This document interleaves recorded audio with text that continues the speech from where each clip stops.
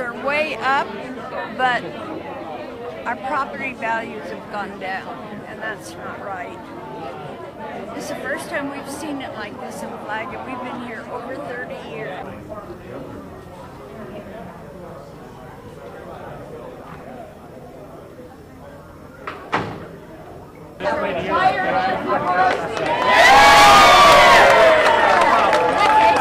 And without further ado, they're on their way across country, Mr. Chairman Michael Steele.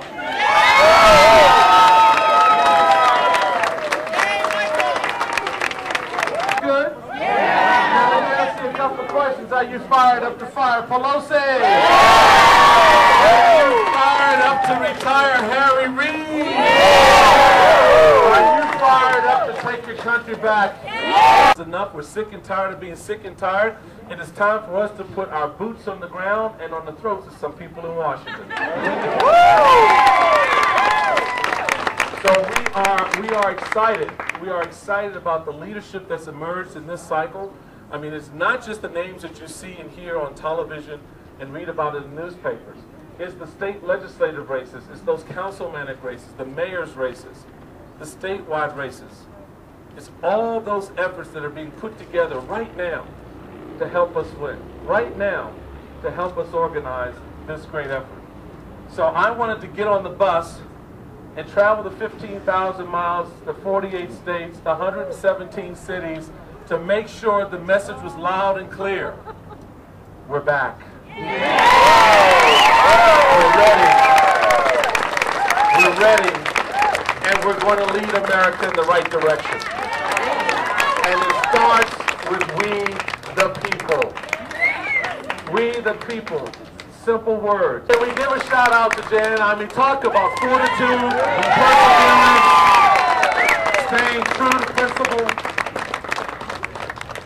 That's the kind of leadership the American people want to see moving forward. That's the kind of leadership you have an opportunity to elect in November, in 33 short days. Now let me ask a question. Let's just kind of put all this in perspective so you understand exactly what the roots are here. How many small business owners do we have? Raise your hands up proudly. Think of this. Now, do we have any Democrat trackers here? Y'all raise your hand too. About individuals who are about the business of creating wealth in communities like this. It's not a wealth that you need to demonize or polarize. It's a wealth that's to be shared. Others can learn how to do it so they can do it for themselves.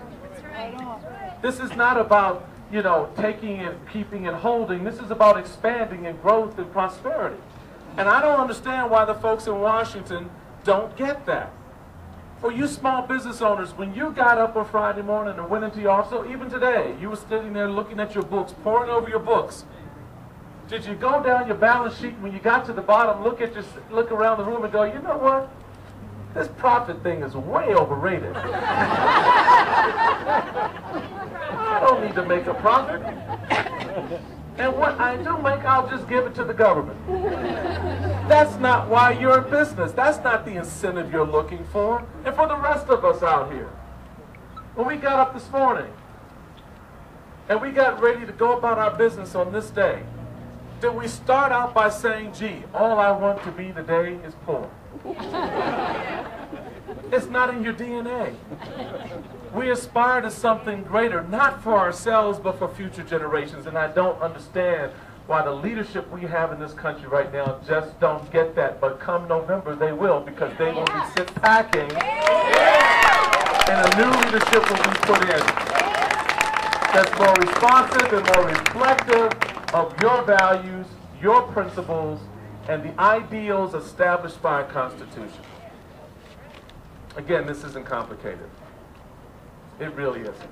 And yet so many in Washington try to make it so as they rack up $13 trillion worth of debt, $1.3 trillion worth of deficit, and they don't even have the you-know-what to balance the budget, let alone create a budget. The Congress went home, folks, without even producing a budget for this fiscal year. How irresponsible is that? Is that the leadership you want to send back to Washington? As you sit around your kitchen tables this weekend to try to figure out how to make your ends meet, how to balance your budget, how to pay for tuitions, how to put food on your table, the people representing you in leadership in government can't even figure out how to balance the budget themselves, how to make the ends meet for this nation, how to pay the bills of this nation without putting additional burdens on your back. I say it's time for those folks to go. Yeah. It is time to fire Pelosi. Yeah. It is time to get rid of Harry Reid. Yeah. It is time to replace the leadership in Washington with people who listen to you and are prepared to do the people's business. Yeah. This is not complicated. It is not complicated. So when you hear the likes of a John Kerry, now you guys know John Kerry of Where Do I Park My Boat fame? Inspired. Leadership that's willing and ready to work for you. If we can't get that done, then we will have failed this young girl right here. We will have failed the baby who was here a little bit earlier. And we can't afford, he's over here, right? We can't afford to do that. We can't afford to do that. So it's time to get to work. It's time to get busy about the people's business. And I think you're ready. At least I get that sense you're ready. I see it in your eye. I hear it in your voice. Now we need to see it in your hands as you work the phones, as you knock on the doors, you walk the precincts. Lincoln said it best, precinct by precinct, right? We've got to get out amongst the people. The reason we're on the road because I don't want a Republican Party sitting in Washington, D.C. talking to itself.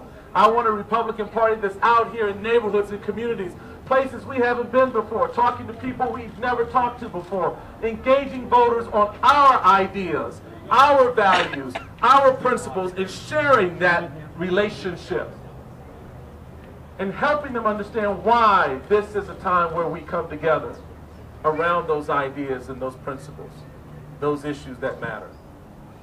Get out of your comfort zone, folks. This is not for the faint-hearted. This is not for people who just want to coast into November. If that's what you want to do, you're going to get run over by the bus. But if you're willing to work, get on the bus. Share the word. Let people know why this is important. Get the job done. Because there's too much work at stake. There's too much to be done. And we cannot afford to stop moving. We need to put that leadership in place. We need to make sure that our leadership team in this state, from the U.S. Senate with John McCain to Jan Brewer to Paul Gosar in the Congress, think about that. Gosar going to Congress. Wow. That's a good, that should make you feel good. That should inspire you if nothing else does. You're going to give to your candidates, to the party, to the organization, to make that headline come true. Because that's the goal. That's the real work before us. Partner with our friends in the Tea Party. Partner with our friends who aren't affiliated right now. Help everyone get to the table. Help everyone get on the bus and be a part of transforming our Congress, transforming our nation. Because that's what's at stake. Trust me, when you write that headline down and you put that effort in place, on Wednesday, November 3rd, when you get up and you read that headline, and you watch Katie Couric choke down the words, Republicans win.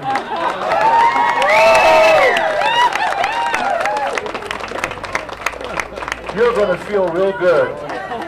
But you know what's going to make you feel even better? Knowing that whatever that feeling that runs up Chris Matthews' leg is, it won't be good. That's what this moment is about for each and every one of you. We're all in this together. We've come from a very dark place. You cannot forget what it was like a year ago. We couldn't find anyone to say they were a Republican, let alone run as a Republican for office. A lot of people, even within our own ranks, quickly forget We have to earn the respect, trust, and loyalty of the American people. I know those phones are going to start ringing, and folks are going to start walking those neighborhoods, and those doors are going to get knocked. Additional dollars are going to get raised so that our victory operation becomes a victory for us on November 2nd.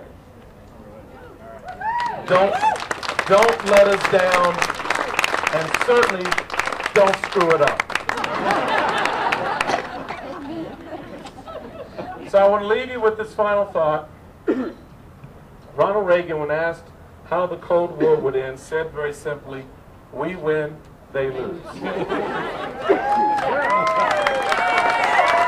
On November 2nd,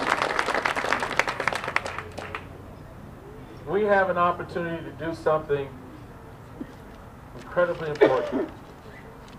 And if we do it right, America will win. And the government of Nancy Pelosi will lose.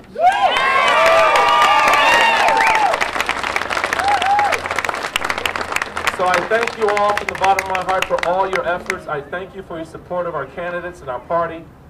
Let's go out, let's organize ourselves, let's team up together, let's put the stupid noise behind and aside. Let's not concentrate on who's up, who's down, who did what to whom the last time they were all in the same room together. Let's focus on what we must do in that room now to win. Let's not get lost in the confusion. Let's not pick unnecessary fights, because trust me, nothing sweeter than fighting after you win, right? Because you don't want to fight then. Put that here, put that here, put it here in your hand so we can get out and get busy with the work. Thank you so much. God bless you. God bless Arizona. God bless our great country. God bless our men and women in uniform who serve for our freedoms and protections every day. Thank you.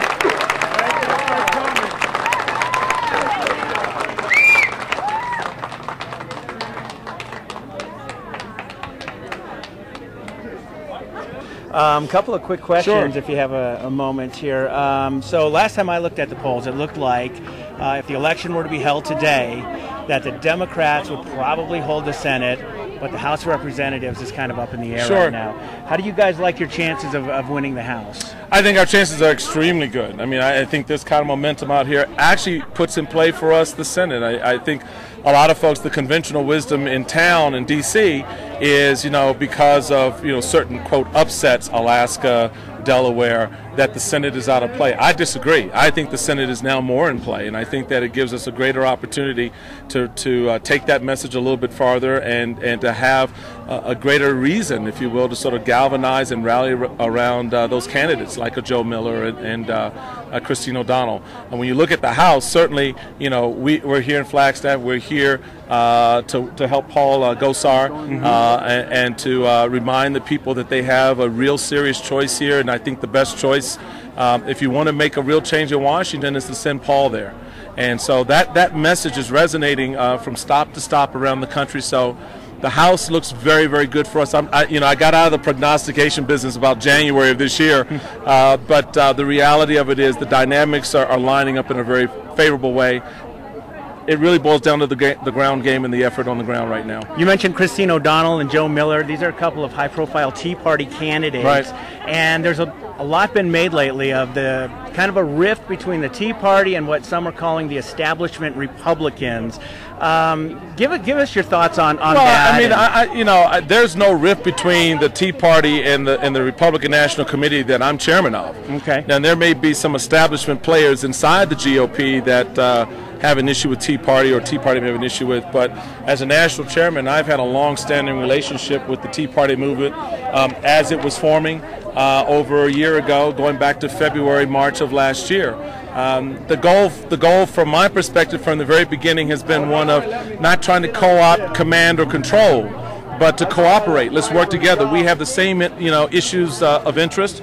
We have the same desire to fire Nancy Pelosi, to put constitutional candidates in there who understand the Constitution and its relationship to the issues out here. But more importantly, they're willing to go out and fight for families and businesses. So I think that common goal for us brings us together. I know a lot of folks in the media and some in Washington and the establishment on both sides want to pick a fight.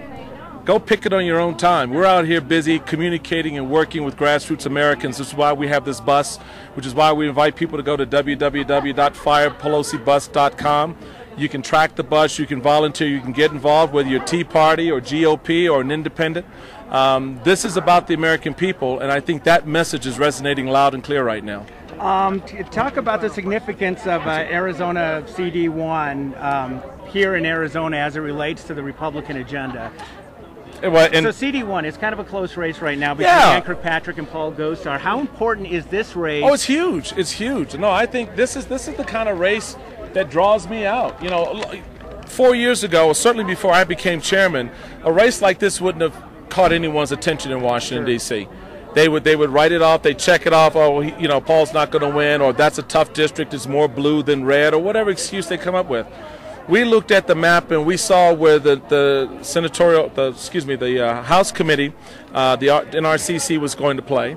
We also then put over top of that where we thought we should get on the ground and be involved. So the Republican National Committee is, involved in over 100 congressional races around the country, where we're putting victory centers in their districts. We're trying to make them the center of activity. We have over 353 victory centers around the country, fully staffed, fully operational.